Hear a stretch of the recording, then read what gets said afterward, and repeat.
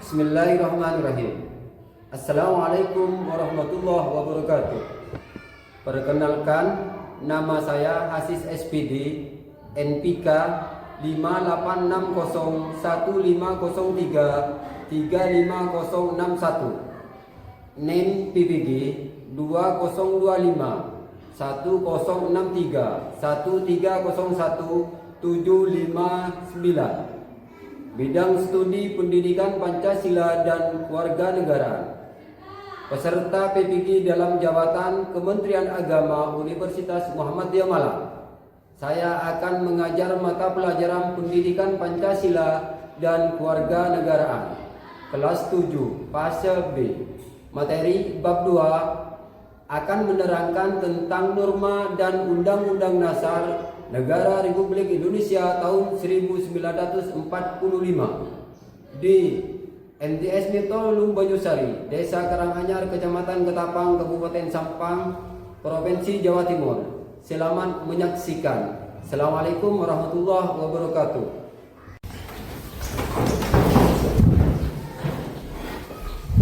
Assalamualaikum warahmatullahi wabarakatuh. Waalaikumsalam warahmatullahi wabarakatuh. Selamat pagi. Pagi.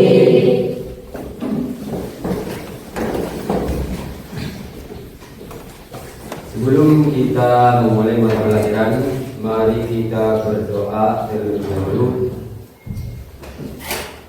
Mari kita mulai dengan berdoa kelas.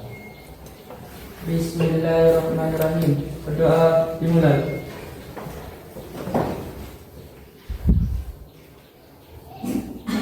Doa selesai.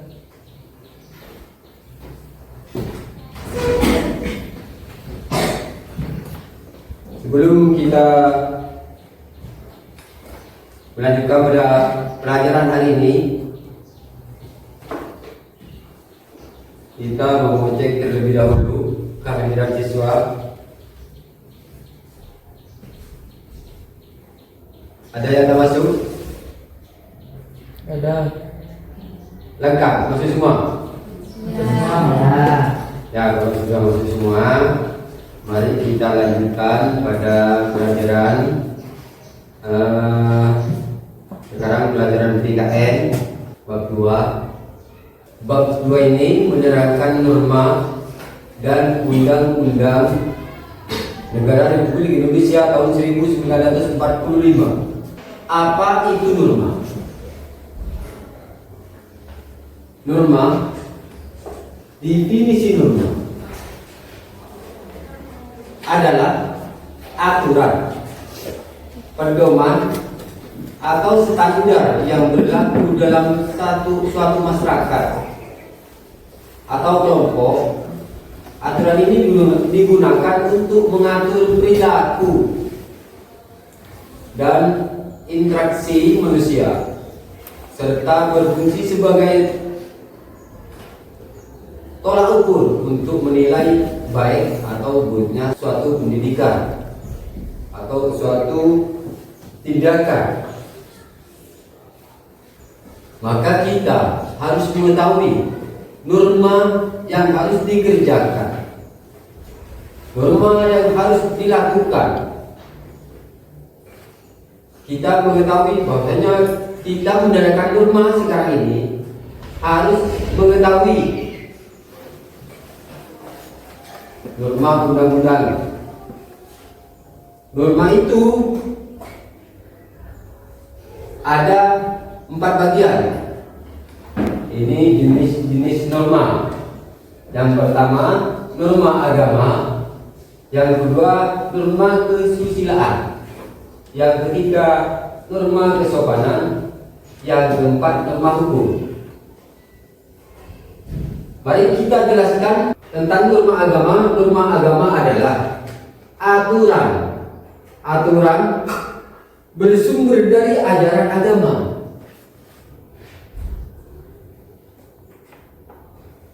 Di sini jenis-jenis norma yang 4. Yang pertama norma agama, yang kedua norma kesusilaan, yang ketiga norma kesopanan, yang keempat norma hukum. Yang pertama adalah norma agama. Aturan yang berasal dari ajaran agama.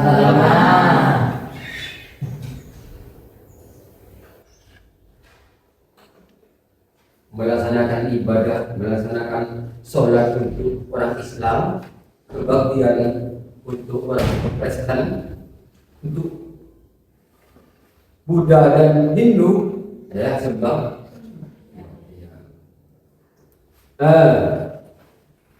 kita mungkin bisa memberi contoh dari norma agama. Ada contoh, ya contoh norma agama apa saja? Kalau ada yang tahu, tolong sampaikan. Kalau ada yang tahu, ingin lanjutkan. Menghormati pada orang lain itu sebagai contoh dari agama. Mentaati pada undang-undang itu norma agama. Banyak contoh agama itu banyak. Norma agama itu banyak. Seperti tunduk pada yang lebih tua, menyayangi pada yang lebih muda. Itu contoh norma agama.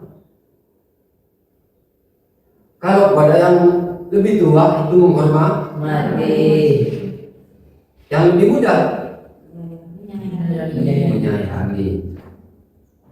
Kalau sekarang karena sudah modernisasi, yang sayang bukan pada anak muda tapi pada pacar,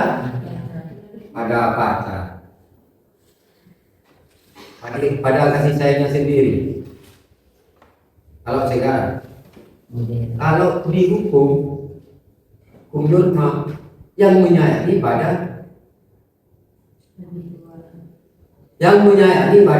lebih muda, yang menghormati pada itu norma agama. Karena sudah kebiasaan menyayangi pada yang lebih tua, maka itu yang keliru. Contoh anak sekarang yang menyayangi pada yang lebih tua, bergandengan dengan orang laki-laki yang lebih tua, tidak mungkin. Kalau sekarang ini banyak anak-anak muda itu bareng dengan yang lebih tua laki-lakinya. Kalau yang laki-laki menyayangi pada yang lebih muda. Itu menurut norma agama itu besar. Harus menghormati pada yang lebih tua, menyayangi pada yang lebih muda. Itu contoh dari norma agama. Dan selanjutnya menjaga lingkungan hidup, menjaga bahwa manusia adalah khalifah di bumi yang bertugas menjaga dan melestarikan lingkungan. Itu juga norma agama. Melaksanakan tugas kebersihan, karena an-nadhafatu minal iman, itu ada hukum. Kebersihan itu bagian dari iman. Itu masuk pada norma agama.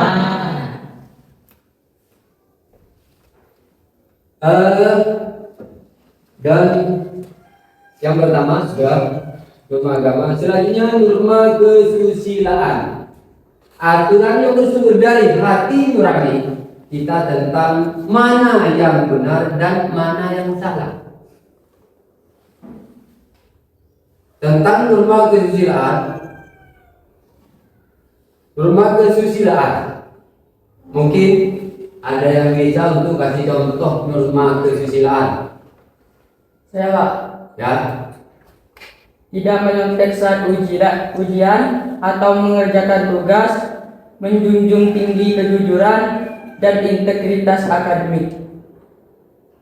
Tidak menyontek saat ujian.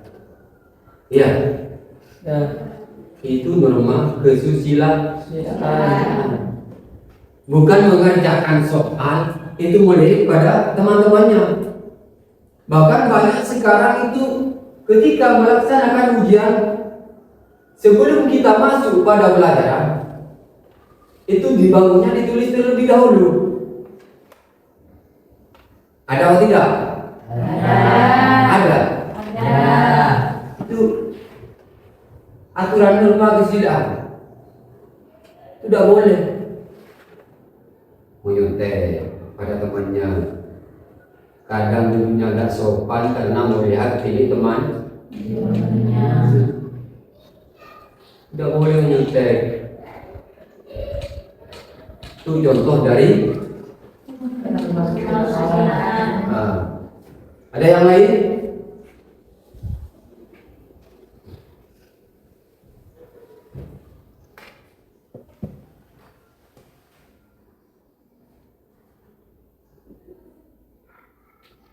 Ada. Contoh, tidak berbohong atau tidak menipu, menjaga kepercayaan orang lain. Itu juga contoh dari contoh. Sebenarnya kita melihat tentang norma kesusilaan itu banyak sekali, tapi kita yang tidak tahu. Jadi kalian itu harus belajar lebih mendalam, dan ketika belajar itu harus dihayati. Harus mempunyai kesemangatan untuk belajar.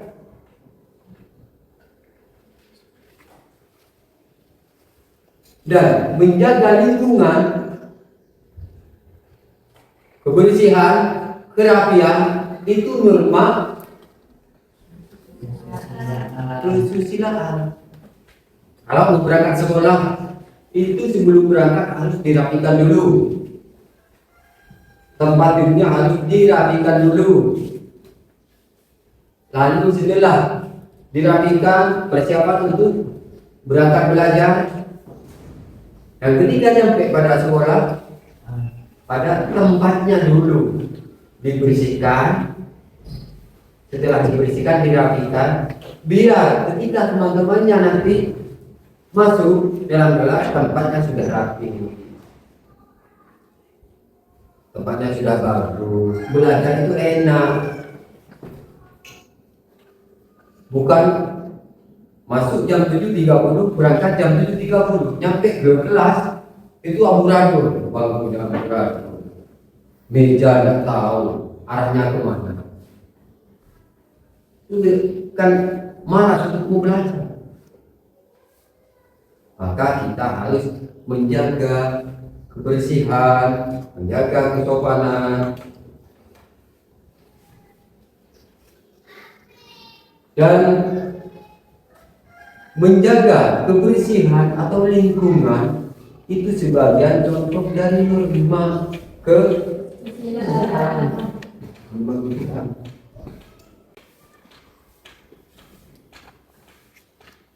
Lagi contoh, tidak boleh mengejek teman dan tidak melakukan, tidak menghormati pada teman. Ketika kita saling menghormati, kita saling bersama, maka dalam kelas itu nyaman. Berangkat dari rumah bareng-bareng, nyampe ke sekolah bareng, tidak ada yang saling ejek, tidak ada saling bertengkar, itu aman. Dulunya aman, belajar tentram. Kalau kita saling ejek, saling bertengkar, belajar dalam kelas, itu tidak aman. Dan selanjutnya, norma yang nomor 3 adalah norma kesopanan. Norma kesopanan, aturan tentang bagaimana berperilaku secara hormat dalam masyarakat. Yuk kasih contoh norma apa saja harus mengatakan aturan tentang bagaimana perilaku secara hormat pada siapapun dalam masyarakat. Contohnya apa? Ketika ada orang lewat pamit, itu bagus.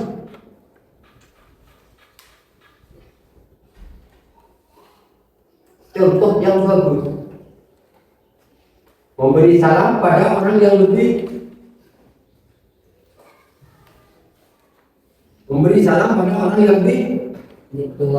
lebih tua atau memberi salam pada orang yang lebih muda.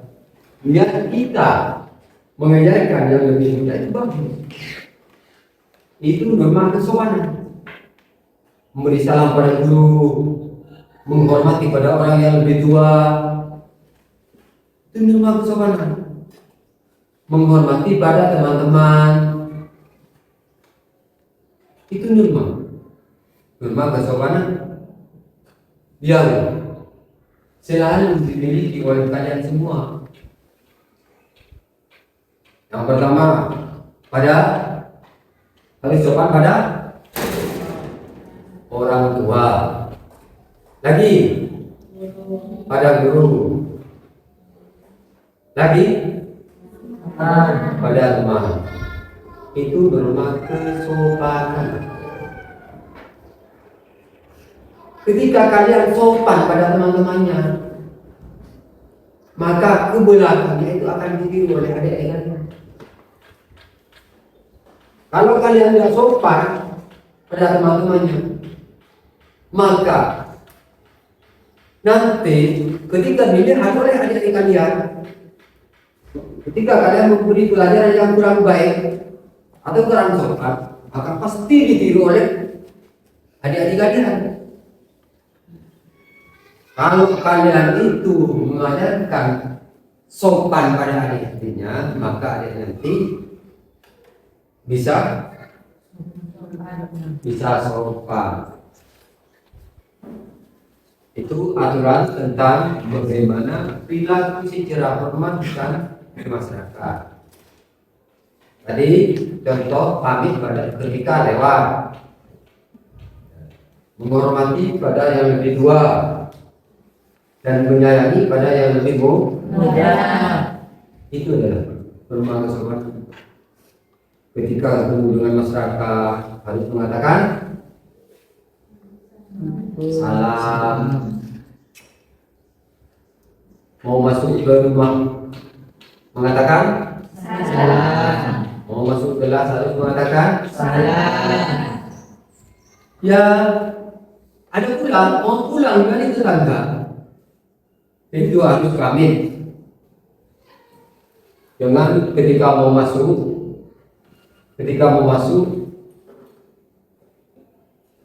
memberi salam, ketika mau pulang tidak ada orang langsung pulang, seperti orang yang ketakutan. Yang selanjutnya, norma hukum. Norma hukum tersebut aturan resmi yang dibuat oleh pemerintah dan harus dipatuhi oleh semua warga negara. Yang jelas aturan hukum. Norma hukum itu aturan resmi yang dibuat oleh pemerintah apa saja. Lalu lintas. Kata orang Madura lampu merah, ya. Itu banyak orang yang melanggar di lampu merah. Karena orang itu tidak mengikuti undang-undang. Ketika dikasih sanksi, langsung melawan. Katanya lampu merah tapi tidak ada kendaraan saya lewat. Itu kan norma hukum. Ketika melanggar harus Disanksi. Kita kalau mematuhi undang-undang kita tidak akan diberi sanksi, dan kita kalau melanggar aturan pasti disanksi. Itulah aturan-aturan. Bantu pekerjaan rumah tangga untuk membantu membersihkan. Seperti contoh kalau perempuan sekarang ini banyak yang ada di dapur, membantu orang tua, membantu teman, itu masuk pada norma.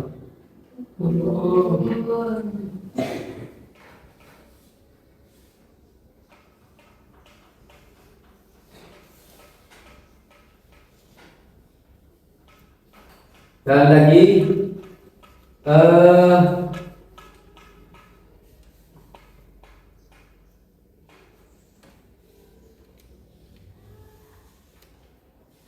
selanjutnya aturan resmi yang dibuat oleh pemerintah dan harus dipatuhi oleh semua warga negara tentang mengikuti aturan-aturan yang ada di lalu lintas. Contoh, tidak melanggar lampu merah dan mengikuti tanda panah yang ada di lalu lintas. Kita bisa belajar. Seandainya oleh pemerintah itu tidak disediakan sekolah, maka Thailand itu tidak sekolah. Dan pemerintah tidak menyediakan guru, siapa yang mau mengajar?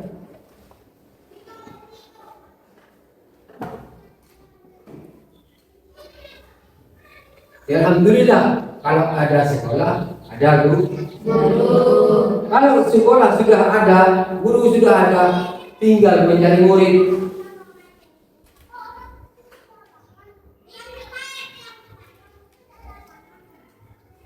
Maka kita harus semangat. Tempat sekolah ada, bangunan sekolah sudah ada, gurunya sudah ada. Kita harus semangat untuk belajar.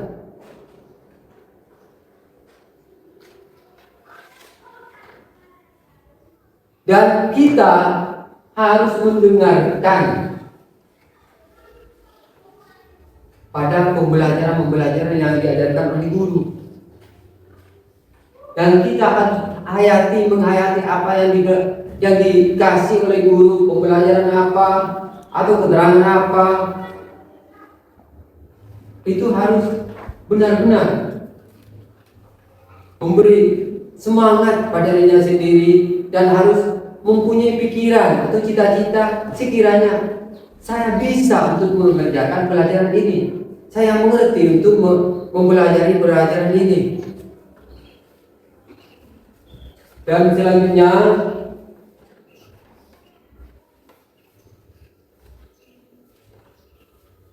dampak pelanggaran dan norma dan Undang-Undang Dasar Republik Indonesia. Apa yang terjadi jika aturan dilanggar? Kalau aturan dilanggar, norma kesopanan antar siswa mengajak teman yang salah menjawab pertanyaan. Norma kesopanan seorang siswa mengejek teman yang salah menjawab pertanyaan. Teman tersebut merasa sedih. Suasana kelas menjadi tidak nyaman. Dan siswa yang mengejek dijauhi oleh teman-teman yang lain. Sanksi sosial. Jika aturan dilanggar, maka pekerjaan siswa itu juga harus ada peraturan ini, tapi dilanggar. Ketika pelanggaran itu dikerjakan, harus dikasih sanksi. Gangguan norma hukum, seorang merusak fasilitas umum seperti mencoret-coret dinding, coret-coret dinding sekolah atau dinding apa saja yang ada, fasilitas yang ada di lembaga. Pelaku akan dihukum, misalnya denda atau membersihkan fasilitas rusak dan merugikan semua orang. Itu harus dikasih tegas oleh sanksi hukum. Dan kesimpulan pembelajaran hari ini mulai dari awal sampai sekarang tentang norma dan Undang-Undang Dasar Negara Republik Indonesia. Norma adalah aturan-aturan atau panduan perilaku yang ada di masyarakat. Ada 4 jenis norma: agama, kesusilaan, kesopanan, dan hukum. Norma hukum adalah yang paling kuat karena dibuat oleh negara dan memiliki sanksi yang Tegas. Dan Undang-Undang Dasar Negara Republik Indonesia tahun 1945 adalah norma hukum tertinggi di Indonesia. Jadi UUD NRI itu undang-undang yang paling tertinggi di Indonesia, mengatur segala hal mulai dari. Dan setelah ini terima kasih apa yang perlu didiskusikan. Mari kita diskusi, belajar kelompok. Kita merubah tempat terlebih dahulu, belajar kelompok.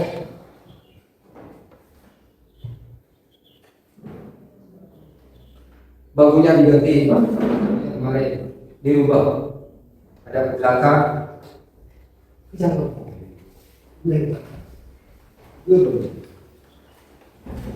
Ada hadapan 4 orang. Tidak.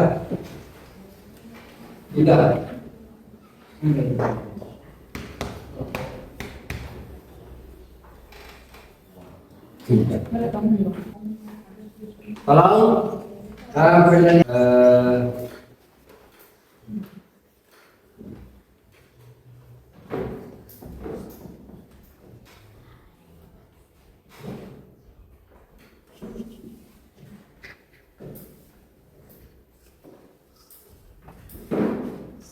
alhamdulillah, pelajaran kerja kelompok di masyarakat semua kembali ke tempatnya masing-masing.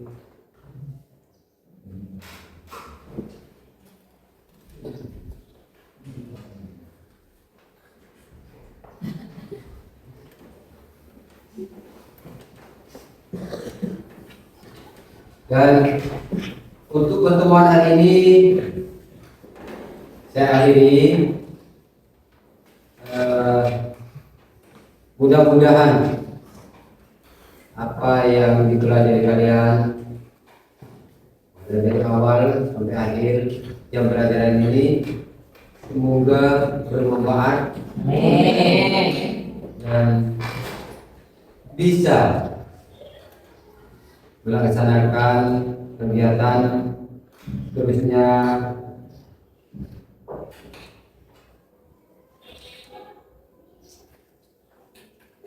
Alhamdulillah, mari kita tutup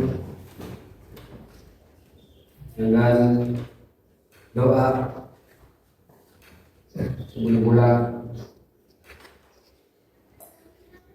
Berdoa